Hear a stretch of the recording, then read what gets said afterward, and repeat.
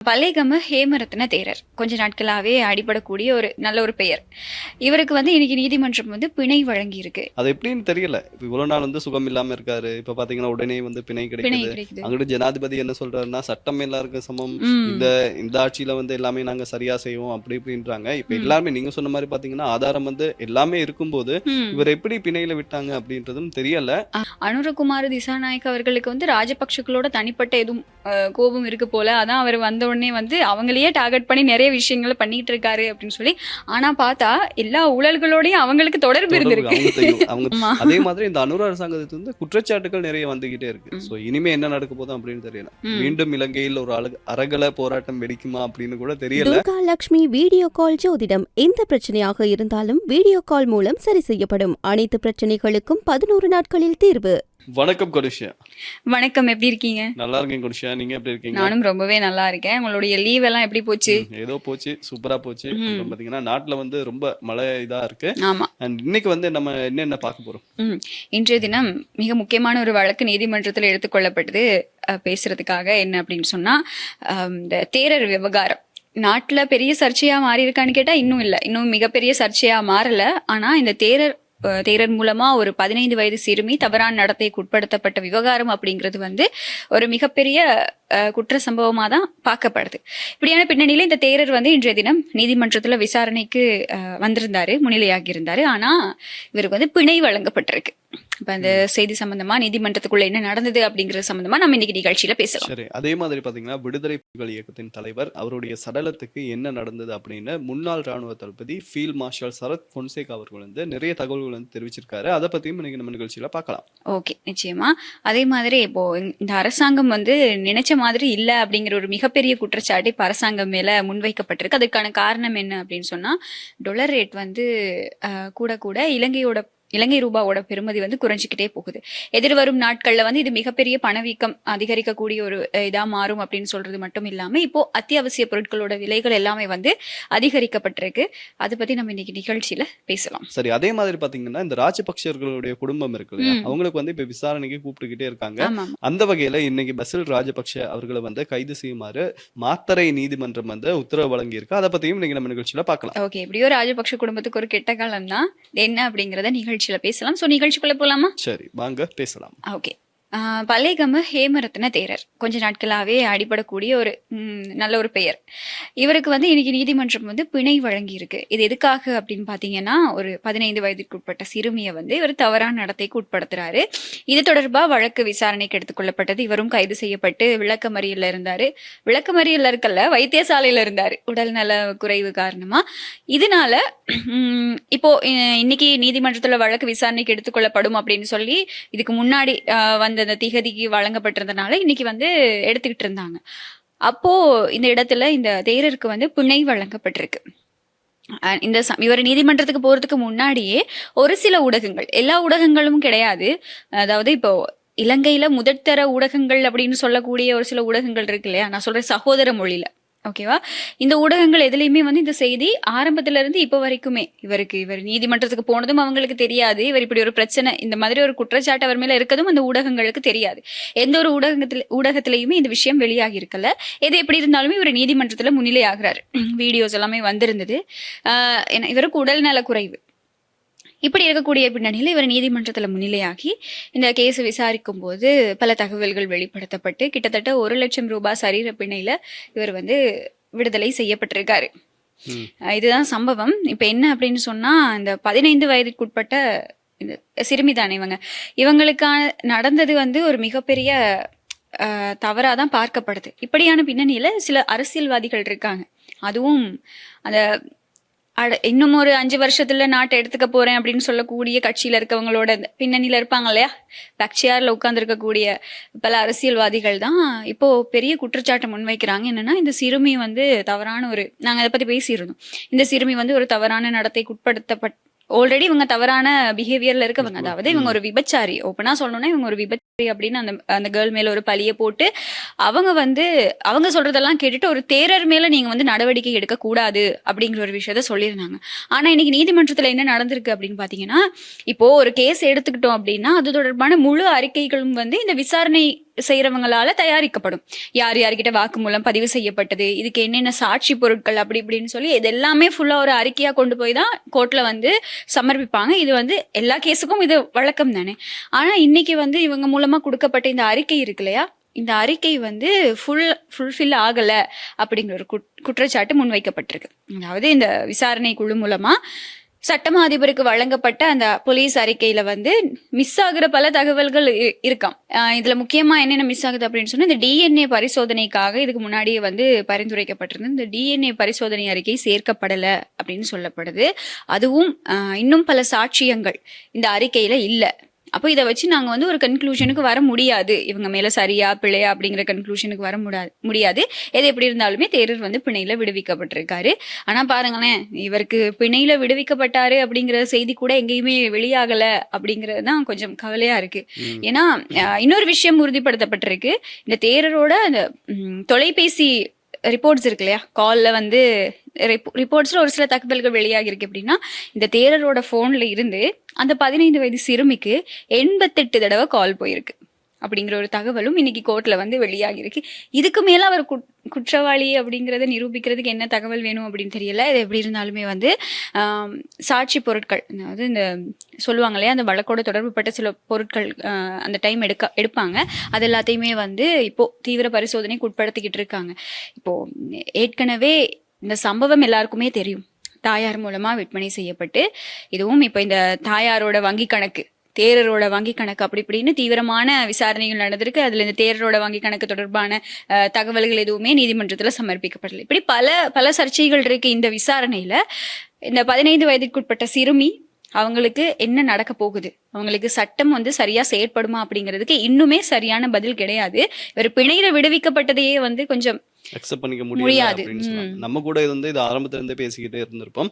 அது எப்படின்னு தெரியல. இப்ப இவ்வளவு நாள் வந்து சுகம் இல்லாம இருக்காரு, இப்ப பாத்தீங்கன்னா உடனே வந்து பிணை கிடைக்குது. அங்கிட்டு ஜனாதிபதி என்ன சொல்றாருன்னா, சட்டம் எல்லாருக்கும் சமம், இந்த ஆட்சியில வந்து எல்லாமே நாங்க சரியா செய்வோம் அப்படி இப்படின்றாங்க. இப்ப எல்லாருமே நீங்க சொன்ன மாதிரி பாத்தீங்கன்னா ஆதாரம் வந்து எல்லாமே இருக்கும்போது இவர் எப்படி பிணையில விட்டாங்க அப்படின்றதும் தெரியல. ஆமா, அதுவும் வந்து இப்போ இந்த சிறுமி மூலமா தான் ஒரு வாக்குமூலம் வழங்கப்பட்டிருக்கு. எப்படின்னா, சரி ஓகே, இவங்க சொல்ற மாதிரியே இப்போ சமூகத்துல ஒரு பெயர் இருக்கு என்ன அப்படின்னா, இவங்க ஆல்ரெடி இந்த மாதிரியான விஷயங்கள்ல ஈடுபட்டவங்க தான் அப்படின்னு. அது எப்படி இருந்தாலுமே இந்த சிறுமி வந்து ஃபர்ஸ்டா வீட்டுல இருந்து தப்பிச்சு போறாங்க. அந்த வீட்டுல இருக்க முடியாது அப்படின்னு தப்பிச்சு போய் ஒரு ரூம்ல இருக்காங்க, ஒரு லாட்ஜ்ல இருக்காங்க. அங்க இருக்கும்போதுதான் போலீஸாரால கைது செய்யப்படுறாங்க. கைது செய்யப்பட்டதுக்கு அப்புறம் இவங்க ஒரு வாக்குமூலம் வழங்குறாங்க.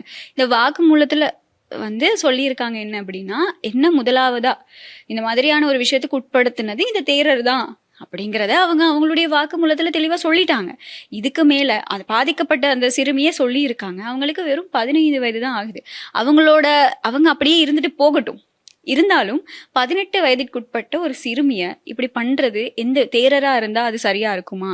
அப்படி இல்லைன்னா இது எனக்கு இதுவே ஒரு சாதாரண மனிதரா இருந்தா, பொதுமக்கள்ல இருக்கக்கூடிய ஒருத்தங்களா இருந்தா இப்படி இருந்திருக்காது. சட்டம் வந்து தீவிரமா செயற்பட்டு இருக்கும். நீங்க சொன்ன மாதிரி வேற விதமாக வந்து செஞ்சிருக்கும். இந்த கேஸ்ல வந்து குற்றம் சாட்டப்பட்டவர் ஒரு தேரர் அப்படின்றதால சட்டம் சில சலுகைகளை செய்தா அப்படின்னு வந்து ஒரு டவுட் வந்து இப்ப எல்லாருக்குமே எழும்பி இருக்கு அப்படின்னு சொல்லலாம். ஆமா, இப்ப நான் சும்மா கேக்குறேன். இப்போ 2029 வந்து ஜனாதிபதியா நான் ஆவேன் அப்படின்னு சொல்லிட்டு இருக்கக்கூடியவங்க ஏதாவது ஒரு ஊடக சந்திப்புல எங்கேயாவது ஒரு இடத்துல இந்த தேரரை பத்தி பேசி, ஆமா இது தப்புதான் அப்படின்னு பேசி நீங்க கேட்டீங்களா?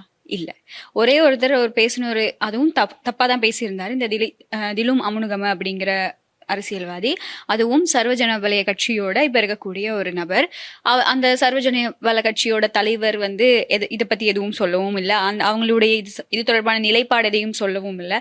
எந்த ஒரு ஊடகத்திலையும் இந்த விஷயம் வெளிவரல. ஏன் எதுக்கு இப்படி எல்லாருமே வந்து பின்வாங்குறாங்க அப்படின்னா, ஒண்ணுதான், இந்த தேரருக்கு இருக்கக்கூடிய செல்வாக்கு. இந்த தேரர் இதுக்கு முன்னாடி என்னென்ன விஷயங்கள் அவங்களுக்கு பண்ணியிருப்பாங்க நிச்சயமா இருக்கும் இல்லையா. அது வந்து அவர் மிகப்பெரிய ஒரு பதவியில இருக்கக்கூடியவர், இலங்கையில ரொம்பவே மதிக்கத்தக்க கூடிய ஒருத்தர். மரியாதைக்காக இப்படி பண்றாங்களா, பேச மாட்டேங்கிறாங்களா அப்படிங்கிறது தெரியல. இது எப்படி இருந்தாலும் இவருக்கு பிணை வழங்கப்பட்டிருக்கு. எனக்கு என்னமோ இதுக்கு நீதி ஒழுங்கா கிடைக்கும் அப்படிங்கிற ஒரு நம்பிக்கையே சுத்தமாவே இல்ல. பிணை கொடுக்கும் போதே நமக்கு அந்த நம்பிக்கையும் இல்லாம போயிடுச்சு அப்படின்னு சொல்லலாம். சோ இந்த மாதிரியான சம்பவம் தான் பதிவாகி இருக்கு. இந்த விஷயத்துல நாங்க அன்னையில இருந்து இவர் அரெஸ்ட் ஆகுறதுக்கு முதல்ல இருந்தே இந்த சம்பவத்தை சம்பவத்தை பத்தி பேசிட்டு இருக்கிறதுனால இந்த விஷயத்த வந்து உங்ககிட்ட ஷேர் பண்ணிக்கிறோம். மற்றது வந்து இது வந்து எந்த விதத்திலயுமே எங்களுடைய சமூகத்துக்கு பாதிக்காதா அப்படின்னு கேட்டா இல்ல, நாளைக்கு பின் எங்களோட சமூகத்திலயும் இந்த மாதிரியான செயல்கள் நடக்கலாம் இல்லையா? சமுதாயத்துல ஒரு மிக உயர்ந்த பதவியில இருக்கக்கூடிய ஒருத்தங்களால ஏதாவது ஒரு தவறு நடக்கும் பட்சத்துல நாங்க அதை யாரா இருந்தாலும் அதை தட்டி கேட்கணும் அப்படிங்கிற ஒரு நிலைப்பாட்டுக்கு நாங்களும் வரணும். இவர் ஒரு பௌத்த மத தேரர், பாதிக்கப்பட்ட சிறுமி எங்களை சமூகத்தை சார்ந்தவங்க கிடையாது அப்படிங்கிறத தாண்டி எல்லாருமே இந்த பாதிக்கப்பட்டவங்களும் ஒரு பெண் அப்படிங்கிறத வந்து நம்ம மைண்ட்ல வச்சுக்கணும். அதுக்காக தான் இந்த விஷயத்த வந்து அடிக்கடி இந்த இடத்துல பதிவு செய்யறேன் அப்படிங்கிறதையும் சொல்லிக்கிறேன். சரி, இது இப்படி இருக்கிற பட்சத்துல பாத்தீங்கன்னா முன்னாள் ராணுவ தளபதி ஃபீல்ட் மார்ஷல் சரத் பொன்சேகா இருக்கார் இல்லையா, அவர் வந்து ரீசெண்டா ஒரு இன்டர்வியூ ஒன்று கொடுத்திருக்காரு. அந்த இன்டர்வியூல வந்து சில விஷயங்களை வந்து கேட்டிருக்காங்க. என்ன அப்படின்னா, இப்போ ஒரு முன்னாள் ராணுவ தளபதியா உங்ககிட்ட வந்து நிறைய சீக்ரெட்ஸ் இருக்கும் இல்லையா, அதாவது உங்க வைஃபுக்கே தெரியாம நீங்க வந்து சில சீக்ரெட்ஸ் வச்சிருப்பீங்க. சோ அந்த மாதிரி சீக்ரெட்ல ஒண்ணுதான் தமிழீழ விடுதலை புலிகள் இயக்கத்தின் தலைவர் அவர் வந்து இறந்ததுக்கு அப்புறமா அவருடைய சடலத்துக்கு என்ன ஆச்சு, அதை வந்து எங்க கூட ஷேர் பண்ணிக்க முடியுமா அப்படின்னு கேட்கும்போது இவர் வந்து நிறைய விஷயங்கள் வந்து சொல்றாரு. என்ன சொல்றாரு அப்படின்னு பாத்தீங்கன்னா, விடுதலை புலிகள் இயக்கத்தின் தலைவர் கொல்லப்பட்டது உண்மைதான். அதுக்கப்புறமா அவருடைய சடலத்தை நான் கூட நேர்ல போய் பார்த்தேன். அதை உறுதிப்படுத்துறதுக்காக கருணா இருக்கார் இல்லையா, அவர் வந்து விமானம் மூலமாக நாங்க வந்து கொண்டு வந்தோம். அவர் வந்து அடையாளம் காண்டாரு, உண்மை இது வந்து இவர் தான் அப்படின்னு சொல்லி அவரே வந்து உறுதிப்படுத்தினாரு. அவரை மட்டும் இல்லாம பொட்டு அம்மானின் மனைவியா இருக்கட்டும், சூசையா இருக்கட்டும், இவங்களை எல்லாரையுமே அவர் தான் அடையாளம் கண்டு நமக்கு வந்து உறுதிப்படுத்தினாரு. இதுக்கப்புறமா ஒரு கேள்வி ஒண்ணு இருந்துச்சு. என்ன அப்படின்னு பாத்தீங்கன்னா, அவருடைய சடலத்தையும் வந்து என்ன செய்யறது அப்படின்னு எங்களுக்கு ஒரு கேள்வி ஒண்ணு வந்துச்சு. நான் கூட நிறைய ஆலோசனைகளை வந்து கொடுத்தேன். ஆனா இதுல என்ன அவர் ஸ்பெஷலா சொல்லியிருக்காரு அப்படின்னு பாத்தீங்கன்னா, அது வந்து சடலத்துக்கு என்னென்ன செய்யணுமோ அதை வந்து நாங்க செஞ்சு வச்சுட்டோம் அந்த சடலத்தை. ஆனா அதை எங்க செஞ்சோம் அப்படின்னு வந்து நாங்க யாருக்குமே சொல்ல மாட்டோம். இது எதனால அப்படின்னு பாத்தீங்கன்னா, அப்படி நாங்க சொன்னோம் அப்படின்னா அந்த இடத்தை வந்து தமிழ் மக்கள் நினைவிடமா மாத்திருவாங்க. அதுக்கப்புறமா நினைவேந்தலா இருக்கட்டும் அதுகளை வந்து செஞ்சிருவாங்க. சோ அதனால நாங்க அந்த இடத்தை வந்து சொல்ல மாட்டோம் அப்படின்னு வந்து சொல்லியிருக்காரு. சோ இதை பத்தி இப்ப நிறைய பேர் சோசியல் மீடியால பேசிட்டு இருக்காங்க. ஆமா, சோசியல் மீடியால இன்னைக்கு இல்ல, இந்த மே 18ஆம் தேதியில இருந்து இந்த ஷேர் ஆக ஆரம்பிச்ச விஷயங்கள் எதுவுமே வந்து இப்ப வரைக்குமே ஓய்ந்த மாதிரி தெரியல. ஏன்னா ஒரு பக்கம் இந்த ராணுவ வெற்றி அப்படிங்கிறது இருக்கு இல்லையா, ராணுவ வெற்றியை வந்து இலங்கை அரசாங்கம் கொண்டாடிக்கிட்டு இருக்கக்கூடிய ஒரு சந்தர்ப்பத்துல அங்க எங்களுடைய தமிழ் மக்கள் வந்து இதை வந்து ஒரு மிகப்பெரிய நினைவேந்தலா வந்து ஒவ்வொரு வருஷமும் நடத்திக்கிட்டு இருக்காங்க. இது ஏன் இந்த வாட்டி இன்னும் இது வழமையா நடந்துகிட்டு இருக்கதா, இப்போ 17 வருஷம் அப்படின்னு சொல்லும் போது 17 வருஷமா இந்த நினைவேந்தல்கள் நடக்குது. இவங்களும் இந்த பக்கமா வந்து இந்த ராணுவ வெற்றியை கொண்டாடிக்கிட்டு தான் இருக்காங்க. ஆனா இந்த வெள்ளவத்தியில நடந்த ஒரு சம்பவம் தான் இது இந்த வருஷம் கொஞ்சம் இன்னும் பெரிய ஒரு பேசு பொருளா மாத்துது. ஏன் அப்படின்னு சொன்னா, இந்த வந்திருந்த கும்பல் அந்த வந்திருந்த குழு வந்து என்ன மாதிரியான விஷயங்களை பேசிச்சு, என்ன மாதிரியான விஷயங்களை இந்த ஒரு பொது வெளியில கன்வே பண்ண விரும்புறாங்க அப்படிங்கிறது தான் இந்த இடத்துல பெரிய பேசு பொருளா மாறி இருந்தது. ஏன்னா அந்த இடத்துக்கு வந்து இப்போ வெள்ளவத்தியில நடந்த நினைவேந்தலுக்கு வந்து பல பேர், அதாவது இந்த சிங்கள மதத்தை சேர்ந்தவர்கள் பல பேரும் வந்து எங்க கூட எங்களுடைய ஊடகத்துல கூட பேசியிருந்தாங்க இல்லையா அன்றைய தினம். அவங்களும் வந்து அவங்களுடைய கருத்துக்களை பகிர்ந்துகிட்டு இருந்தாங்க. ஓகே, அதை ஒரு நல்ல விதத்துல பகிர்ந்துகிட்டு இருந்தாங்க. 17 வருஷமா ஆயிருச்சு இப்போ இந்த விஷயம் நடந்து. இப்போ அவங்களுடைய உறவினர்களை, அவங்க இந்த யுத்தத்தால உயிர் நீத்தவர்களை நாங்க வந்து நினைவு கூறுறதுக்கு நாங்க அவங்களுக்கு இடம் கொடுக்கணும் அப்படிங்கிறது தான் அவங்களுடைய கருத்தா இருந்தது. ஆனா அதே பட்சத்துல அங்க வந்து இந்த குழப்பத்தை உண்டு பண்ணதுமே கூட இந்த ஒரு சில சிங்கள கும்பல் அப்படின்னு சொல்லலாம். நம்ம வெளிப்படையா சொல்லணும்னா அப்படியே சொல்லலாம். அப்போ இந்த விஷயம் தான் இப்போ வரைக்கும் ஒரு மிகப்பெரிய பேசு பொருளா மாறி இருக்கு. அதுவும் அங்க கலந்துகிட்ட சிங்கள அந்த சகோதரர்களுக்கு வந்து அது மிகப்பெரிய ஒரு பிரச்சனையாவே மாறி இருக்கு இந்த சமூக வலைத்தளங்கள்லயே. ஏன்னா கீழே கமெண்ட்ஸ் பார்க்கும்போது அவங்கள திட்டிருக்காங்க, நீங்க எதுக்காக அங்க போய் இந்த மாதிரியானவங்களுக்கெல்லாம் சப்போர்ட் பண்ணிட்டு இருக்கீங்க அப்படின்னு பல கருத்துக்களை பார்க்கக்கூடியதா இருந்தது. ஸோ இப்படி இருக்கக்கூடிய பட்சத்துல நான் ஒரு போஸ்ட் பார்த்தேன் ஃபேஸ்புக்கில். ஒரு சமூக செயற்பாட்டாளர் அப்படின்னு சொல்ல முடியாது, கொஞ்சம் பிரபலமாக ஒரு செலிபிரிட்டி அப்படின்னு வச்சுக்கோங்களேன். அவங்க வந்து ஒரு போஸ்ட் போட்டிருக்காங்க. என்ன அப்படின்னா, தேசிய தலைவர் பிரபாகரன் அவர்கள் வந்து அவங்களுடைய தரப்புல இருந்து கடைசியாக எழுதின ஒரு லெட்டர் அப்படின்னு சொல்லி ஒரு இமேஜினேஷனில் ஒரு லெட்டர் எழுதியிருப்பாங்க. அதுவும் ஒரு சகோதர மொழி ஒருத்தங்க தான் எழுதியிருக்காங்க இந்த லெட்டரை. இதில் எல்லாமே வாசிட்டு வரும்போது, அதாவது இப்போ தமிழீழ விடுதலை அமைப்பு மூலமா நடந்த விஷயங்கள் என்னென்ன நடந்துச்சு, இப்போ இலங்கை அரசாங்கத்துக்கு எதிராக என்னென்ன தாக்குதல்கள் மாறி மாறி எல்லாரும் தாக்குதல்கள் நடத்திக்கிட்டாங்க இல்லையா, இப்போ இதுல எல்லாம் என்ன நடந்துச்சு அப்படிங்கிறது எல்லாத்தையும் விவரமா சொல்லிட்டு கடைசியா ஒரு விஷயம் மென்ஷன் பண்ணியிருப்பாங்க. அது இன்னைக்கு வரைக்குமே என்னோட மைண்ட்ல இருந்து போகலை. என்ன அப்படின்னா, எது எப்படி இருந்தாலுமே கூட நான் எனக்கு தெரியும் அதாவது இப்போ தேசிய தலைவரோட பாயிண்ட் ஆஃப் வியூல இருந்து அந்த லெட்டரை முடிக்கிறாங்க. என்ன சொல்லியிருக்காங்க அப்படின்னு சொன்னா, எனக்கு தெரியும் இப்போ வரைக்கும் நான் இருந்திருந்தேன் அப்படின்னா என்னை எந்த மாதிரி கொண்டாடி இருப்பாங்க, அதாவது உங்களுடைய தரப்பினர் சிங்கள மக்கள் என்னை எப்படி கொண்டாடி இருப்பாங்க அப்படின்னு எனக்கு தெரியும்.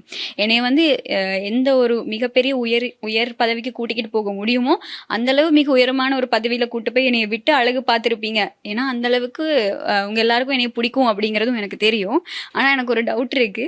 நான் வந்து உயிரிழந்ததுக்கு அப்புறமா எனக்கு செய்ய வேண்டிய அந்த இறுதி சடங்குகளை செஞ்சுட்டு எனக்கு அந்த அதெல்லாம் ஒழுங்கா செஞ்சிட்டீங்க தானே?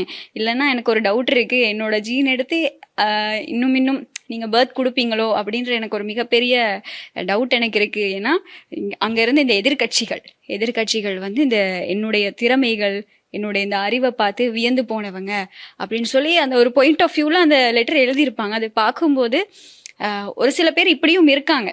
அவரை பத்தி கொண்டாடுறதுக்காக இருக்கட்டும், கொண்டாட தேவையில்ல, அவரை பத்தி ஒரு நல்ல ஒப்பீனியனோட இருக்கிறவங்க சில பேரும் இப்படி இருக்காங்க. ஆனா ஒரு சில தரப்பினர் இந்த மாதிரி தவறான விஷயங்களை பகிர்ந்துக்கிட்டு தவறான விஷயங்களை இன்னமுமே மக்களோட மனசுக்குள்ள புகுத்திக்கிட்டு இருக்கக்கூடிய நபர்களும் இருக்காங்க. ஸோ இப்போ சரத் பொன்சேகா அப்படிங்கிற நபர் வந்து அந்த டைம்ல இருந்து கூடவே இருந்த ஒருத்தர் அப்படிங்கிறதுனால நீங்க சொல்ற மாதிரி அவருக்கு எல்லாமே தெரிஞ்சிருக்கும், A to Z என்ன நடந்துச்சு. ஏன்னா பாதி அவருடைய ஆலோசனைகள்ல தானே நடந்திருக்கும்.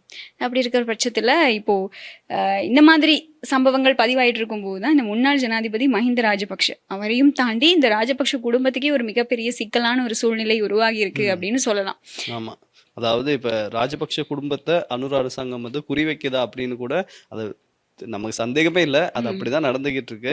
இப்ப பாத்தீங்கன்னா மஹிந்த ராஜபக்ஷ அவர்கள் வந்து விசாரணை கிடைச்சிருந்தாங்க. அடுத்ததா வந்து இன்னைக்கு கைது உத்தரவு வந்து பிறப்பிச்சிருக்காங்க பசில் ராஜபக்ஷக்கு. ஆமா, இப்ப நீங்க சொல்லும் போதுதான் ஞாபகம் வருது. பசில் ராஜபக்ஷ மேல தானே அந்த ரீசெண்டா அந்த மல்வத்து ஓயால இருந்த ஒரு வீடு சம்பந்தமாவும் அவருக்கு பிரச்சனையாச்சு. இப்ப வந்து மாத்தறையில இருக்க ஒரு காணி, அதாவது ஒரு பெரிய காணி இருக்கான், தென்னந்தோப்பு ஒண்ணு இருக்கான், அது பத்தின இதுக்காகத்தான் அவருக்கு வந்து இப்ப கைது உத்தரவு வந்து பிறப்பிச்சிருக்காங்க. ஸோ இப்படியான பின்னணியில அவருக்கு வந்து வெளிநாட்டுல இருக்காரு. அங்க இருக்கிறதுனால இவருக்கு வந்து கொஞ்சம் உடம்பு சரியில்லை அப்படின்னு சொல்லியிருக்காங்க. கொஞ்ச நாளாவே இப்படி எனக்கு வந்து ஹெல்த் இஷ்யூஸ் இருக்கு அப்படின்னு சொல்லி நீதிமன்றத்துல ஆஜராகாம இருந்திருக்காரு. இன்னைக்கும் வந்து அவங்க தரப்புல இருந்து முன்னிலையான லோயர் என்ன சொல்லியிருக்காங்கன்னு சொன்னா, இல்ல அவருக்கு இன்னுமே வந்து உடம்பு சரியில்லை, அவரால் வர முடியாது, வெளிநாட்டுல தான் இருக்காரு அப்படிங்கிற தகவலை சொன்னதும் இந்த மெடிக்கல் ரிப்போர்ட் எல்லாம் செக் பண்ணி பார்த்துருக்காங்க. ஜட்ஜ் வந்து செக் பண்ணி பார்த்தோன்னே அது எல்லாத்தையும் ரிஜெக்ட் பண்ணிட்டாங்க. இல்ல இதெல்லாம் எக்ஸெப்ட் பண்ணிக்க முடியாது, இனி வந்தா அரெஸ்ட் தான் அப்படின்னு சொல்லி பிடியாணை பிறப்பிக்கப்பட்டிருக்கு. இனி அவர் வெளிநாட்டுல இருந்து வந்தாரு அப்படின்னு சொன்னா வரும்போது சரியா பார்த்தா இந்த ஜனாதிபதி சொல்ற மாதிரி சட்டம் சரியா வேலை செய்யுமா இருந்தா அவர் வரும்போதே அவர் அரெஸ்ட் பண்ணணும். அதுக்கிடையில என்ன நடக்குமோ எது நடக்குமோ அப்படிங்கறது தெரியாது, வெயிட் பண்ணி தான் பார்க்கணும்.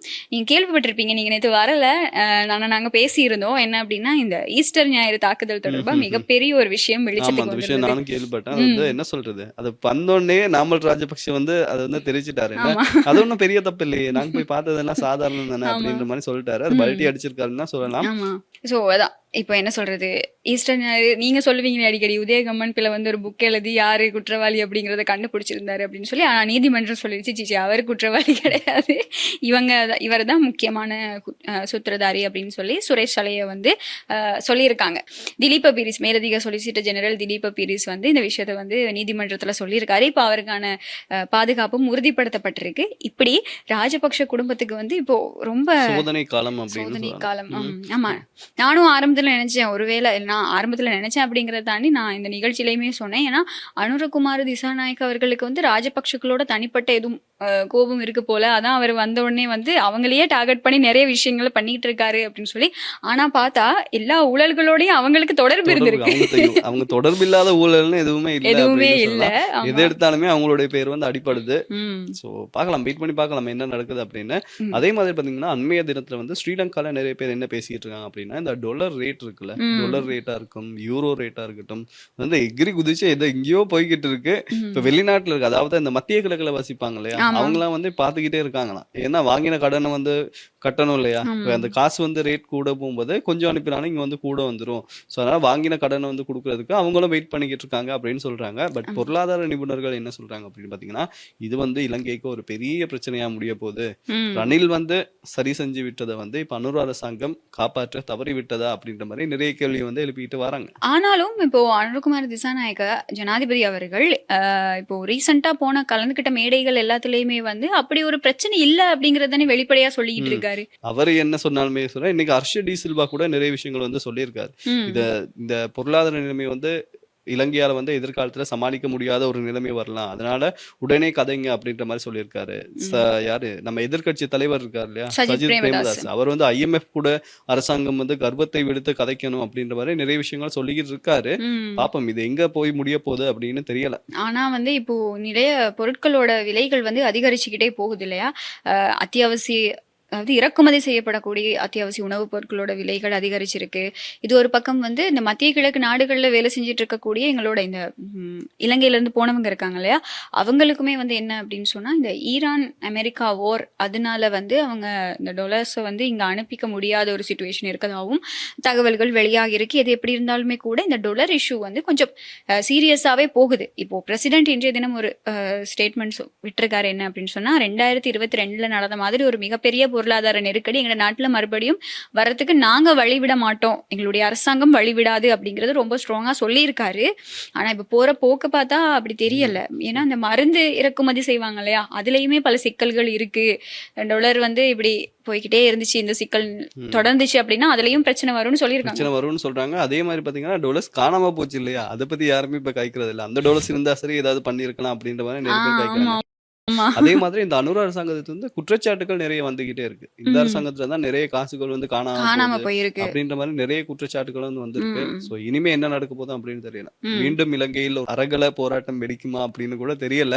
ஏன்னா இது என்ன சொல்றது, ஏற்கனவே இந்த மத்திய கிழக்கு போரால வந்து பெட்ரோல் விலைகள் கூடிச்சு, டீசல் விலை கூடிச்சு. அது ஒரு பக்கம் மக்கள் சமாளிக்க முடியாத நேரத்துல பாத்தீங்கன்னா இப்போ வந்து இந்த அத்தியாவசிய பொருட்களுடைய விலை வந்து கூடுது. சோ நடுவுல இப்ப இந்த இலங்கை மக்கள் வந்து என்ன பண்ண போறாங்க அப்படின்றது வந்து தெரியல. ஆமா, இல்ல இப்படி ஒண்ணு இருக்கு. கவர்மெண்ட் வந்து மறுபடியும் இந்த புதிய ஒரு ஆட்சி வந்ததுக்கு அப்புறமா வந்து தொடர்ந்தும் ஒரு பிரச்சனையான ஒரு டைம் தான் அவங்களுக்கு அப்படின்னு சொல்லலாம். அடுத்தடுத்த ஒவ்வொரு இஷ்யூஸா வந்துகிட்டே இருந்தது. இப்போ இப்படி ஒரு பிரச்சனை, இது இவங்க எப்படி ஹேண்டில் பண்ண போறாங்க அப்படின்னு நேற்றைய நிகழ்ச்சியில கூட நாங்க பேசியிருந்தோம். என்ன அப்படின்னா, இப்போ ஜனாதிபதி மட்டும் இதை வந்து நான் தீர்ப்பேன் அப்படின்னு இருக்க முடியாது இல்லையா. ஜனாதிபதி இப்படி பேசிக்கிட்டு இருக்காரு. ஆனா ஒரு அமைச்சர் ஒருத்தர் இருக்காரு, நாங்கள் அந்த வீடியோ இதில் அட்டாச் பண்ணுறோம். அவர் பார்லிமெண்ட்ல ரொம்ப ரீசெண்டாக ஒரு விஷயம் சொல்லியிருப்பார். என்னன்னா, இல்லை ரீசெண்டாக இல்லை, இவங்க வந்து பதவி ஏற்கிறதுக்கு முன்னாடி, இவங்க வந்து வெற்றி பெறதுக்கு முன்னாடியே இவங்களுடைய ஒரு தேர்தல் பிரச்சார மேடையில் ஒரு விஷயம் சொல்லியிருப்பாரு.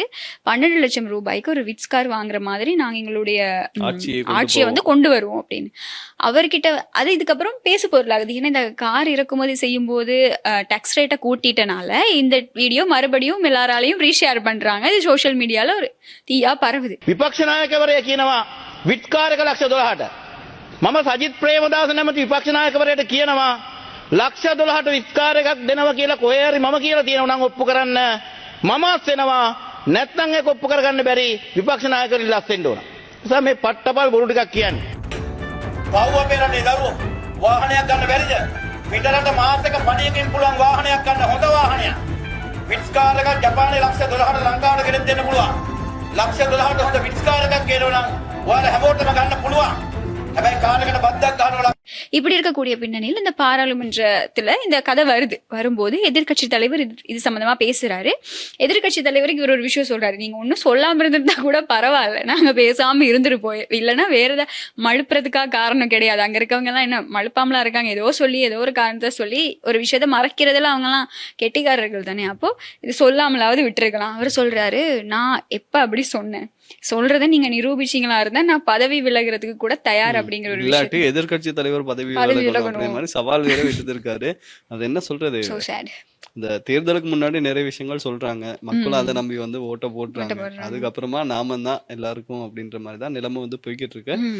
அவர் தான் சொல்லியிருக்காரு, 2 வீடியோவும் வந்து எல்லார் கைவசமும் இருக்கு, எல்லாரும் சோசியல் மீடியால மறுபடியும் ஷேர் பண்ணிட்டு இருக்காங்க. என்ன அப்படின்னா, அவரே அதே நபர் தான் சொன்ன அவரே வந்து மறுபடியும் இன்னைக்கு வந்து பாராளுமன்றத்துல இப்படி ஒரு விஷயத்த சொல்லியிருக்காரு. இது ரொம்பவே பாரதூரமான விஷயம். ஏன்னா அவங்களுடைய தேர்தல் வாக்குறுதிகளை நம்பி தான் அவங்களுக்கு வந்து எல்லா மக்களுமே வாக்களிச்சிருக்காங்க. அதை விட்டுட்டு இங்க வந்து இல்ல சரி ஓகே இப்படி ஒரு இஷ்யூனால நாங்க டாக்ஸ் ரேட்டை கூட்ட வேண்டிய ஒரு சிச்சுவேஷன் அப்படின்னு சொல்லியிருந்தா கூட மக்கள் வந்து சரி ஓகே ஏதோ கவர்மெண்ட்டுக்கு வந்து கஷ்டகாலம் எங்களுக்கு இப்படி ஒரு பிரச்சனை அப்படின்னு விட்டுருப்பாங்க. இவர் வந்து அதை வேற மாதிரி ஹேண்டில் பண்ணதுனால இப்போ மிகப்பெரிய பிரச்சனையா அது போயிருக்கு. சமூக வலைத்தளங்கள்ல இந்த கார் இறக்குமதியோட டாக்ஸ் ரேட் கூட்டினதுல இருந்து இந்த இப்போல்லாம் 12 லட்சத்துக்கு விட்ஸ் கார் வாங்குற கனவெல்லாம் போயிருச்சு. அவங்க கார் இறக்குமதியை வந்து ரொம்பவே கட்டுப்பாடா வச்சிருக்காங்க. 12 லட்சத்துக்கு கார் வாங்குற கனவுல கார் வாங்குற கனவே இப்ப போயிருச்சு அப்படின்னு சொன்னா கார் வாங்கினா நிஜமா டீசல் நிஜமா போடணும், பெட்ரோல் ஜோக்ஸ் போடணும், அப்பார்ட். ஆமா பிரச்சனை. உண்மைதான். ம். ஒரு வெஹிக்கிளை வாங்கி அதை வழி நடத்துறதுக்கு அதை இப்போ பெட்ரோல் டீசல் விலைலாம் ஒரு பக்கம் எகிரிக்கிட்டே போகுது. நான் நினைக்கிறேன் இப்போ கார் இருக்கிறவங்களும் வந்து காரை வீட்டில் விட்டுட்டு பஸ்ஸில் தான் போயிட்டு பஸ்ல தான் வராங்களா போயிட்டு இருக்கும். இருக்காங்க ஆமா அப்படின்னு சொல்லலாம். இப்போ நாடு போற நிலைமை அப்படி இருக்கு. ஸோ இந்த மாதிரியான சம்பவங்கள் தான் இன்றைய தினம் நாட்டில் பதிவாகி இருக்கு. இன்னைக்கு முக்கியமான விஷயங்கள் என்னென்ன அப்படிங்கறத வந்து நாங்க நிகழ்ச்சியில பேசியிருக்கோம். ஸோ மறுபடியும் திங்கட்கிழமை நிகழ்ச்சியோட சந்திக்கலாம். Bye bye. Okay. Durga Lakshmi video call ஜோதிடம் எந்த பிரச்சனையாக இருந்தாலும் வீடியோ கால் மூலம் சரி செய்யப்படும். அனைத்து பிரச்சனைகளுக்கும் 11 நாட்களில் தீர்வு.